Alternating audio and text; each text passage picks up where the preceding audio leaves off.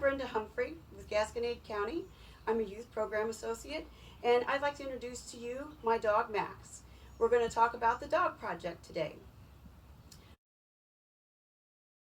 Part of what you do in the dog project is to learn about dog selection. When you want to first learn about temperament and what you might need, what you might be looking for in temperament for your family or you personally. You're going to want to think about whether you want a large dog or whether you want a small dog. You're also going to be thinking about whether you want one with long hair like this or whether you want a smooth-coated dog, short-coated dog, more like a terrier perhaps, or a beagle would be a good example. Do you want a male or a female? Some families like one or the other. There are a number of things that you're going to want to think about in the selection of a dog that's going to be a part of your family. So that's part of dog selection. Housing your dog, you have two choices. If you'd like to house your dog in your home, then you might want to consider a crate, which is like a wire crate, and it becomes like his kennel for the evening. And you can also put them in there if you have to be gone or something so that they don't chew things up when they're a puppy. But it also is kind of like their special quiet spot, and they also can enjoy that crate. For an outside dog, a dog house perhaps would be a better selection. Now you can get a Rubbermaid dog house like at Orscheln's or perhaps Sticky Bub, something like that. Even Walmart. Or you might be interested in making the doghouse yourself if it's an outside doghouse out of wood and perhaps shingles or something. And there are some plans there, usually at your local lumber dealer. For nutrition, you're going to want to make sure that your dog always has plenty of fresh water daily, full choice of fresh water daily. And then you want to make sure also that they have the appropriate type of food for them. You might want to check with your veterinarian, but for their appropriate age and stage in development.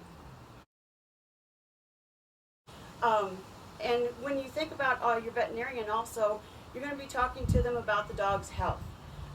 Get them checked out initially, but health involves a lot of things. It involves their a weekly grooming session. For a dog with long hair like this, you're going to want to have more than a weekly grooming session. Usually at least 2 or 3 times a week, a long-haired dog like this, especially one that's got undercoat. You're going to want to check with your vet, make sure that the dog is up to date on vaccinations and deworming program, and any other thing that the vet thinks is applicable to your area of the country. In addition to that, around your home, you're going to want to look at you're going to want to look around your area and make sure that there's nothing that your dog can get choked on, or there's any electrical hazards, because puppies, even young dogs up to 18 months, will sometimes chew on anything they find. So the electrical cords could be a hazard for them. After that, we would want to talk about training. Training is very important because it allows the dog to stay safe and allows you to have control of them. You want to do that with positive reinforcement methods and a marker method of training.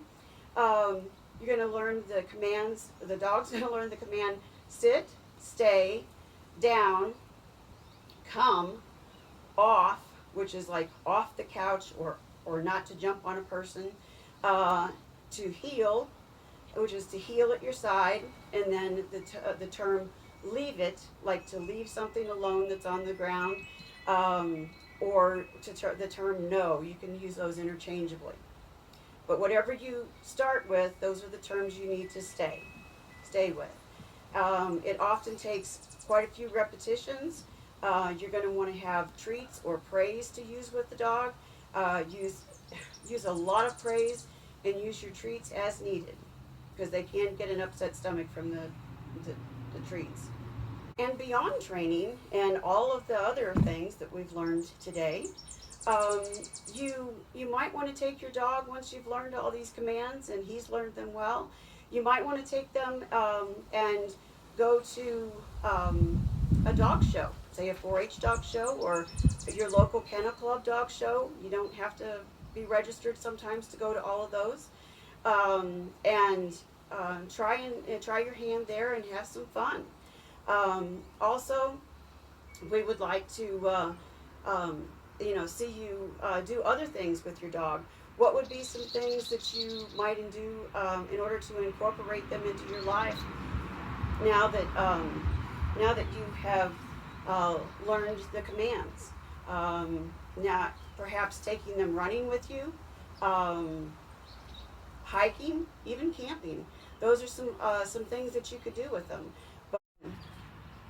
Some of the other things that you can do with your dog, if you're not wanting to do shows, you could do frisbee work, nose work, or you could do agility classes. All of those things are very fun to do with your dog, just to have them involved with your life.